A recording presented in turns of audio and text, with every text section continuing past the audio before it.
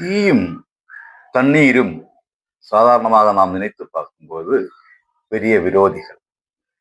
தீ தண்ணீரை ஆவியாக்கிவிடும், தண்ணீர் தீயை அணைத்துவிடும். ஆனால் இவர்கள் இரண்டு பேரும் சேரும் போது ஒரு கெமிஸ்ட்ரி அங்கே உருவாகின்றது.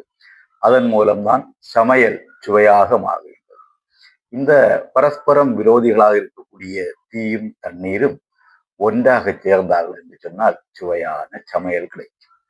இதே போலத்தான் வாழ்க்கையிலே எனக்கு இவன் வேண்டாம் அல்லது இவள் வேண்டாம், உன்னிடம் பேச மாட்டேன் என்று கோபித்திருக்கக்கூடியவர்கள் ஏதாவது ஒரு காரணத்தை கண்டுபிடித்து அதன் மூலம் ஒன்றாகிவிட்டார்கள் என்று சொன்னால் அந்த வாழ்க்கை மிகவும் சந்தோஷமான வாழ்க்கையாக அமையும்.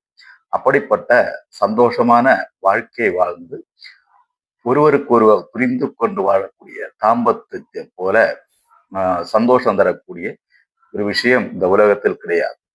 ஒன்றாக வாழ்ந்தும் ஒருவருக்கொருவர் புரிந்து கொள்ளவில்லை என்று சொன்னால் அதுதான் இந்த உலகத்திலே நரகம். சொர்க்கம் நரகம் என்பதெல்லாம் உண்டா இல்லையா என்பது யாருக்கும் தெரியாது. அதை பற்றி நமக்கு கவலையும் வேண்டாம். உண்மையிலே சொர்க்கமும் நரகமும் என்ன என்றால் ஒருவருக்கொருவர் அன்பாக நல்ல உள்ளார்ந்த அன்பாக நேசித்தால் எதையும் விட்டு கொடுத்து தேவையில்லாமல் குற்றஞ்சாராமல் சில தவறுகள் வரும்பொழுது அந்த தவறுகளை நான் தான் தவறு செய்தேன் என்று தவறை தன்மேல் எடுத்துக்கொண்டு ஒருவர் சொல்லக்கூடிய வார்த்தைகளுக்குள்ளாலே உள்ளர்த்தம் தேடாமல் பரஸ்பரம் அன்போடு வாழக்கூடிய தாம்பத்தியம்தான் இந்த உலகத்திலே சொர்க்கம். அது இல்லை என்றால் அதுதான் நரகம்.